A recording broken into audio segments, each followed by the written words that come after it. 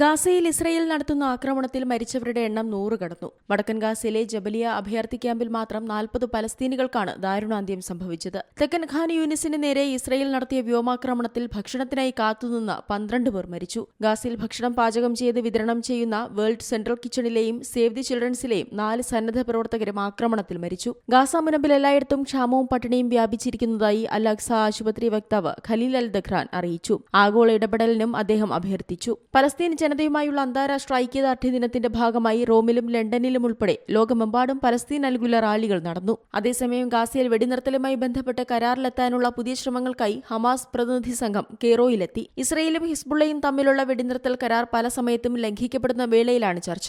ഗാസയിൽ Israel വംശഹത്യയിൽ 2023 October 7 മുതൽ കുറഞ്ഞത് 44,382 പലസ്തീനുകൾ മരിച്ചതായാണ് കണക്കുകൾ. ഒപ്പം 1,05,142 പേർക്ക് പരുക്കേൽക്കുകയും ചെയ്തിട്ടുണ്ട്. International desk Zee Malayalam news. ഏറ്റവും പുതിയ വാർത്തകളും വിശേഷങ്ങളും വിരൽത്തുമ്പിലറിയാൻ സീ മലയാളം ന്യൂസ് എല്ലാ ഡിജിറ്റൽ പ്ലാറ്റ്ഫോമുകളിലും ലഭ്യം.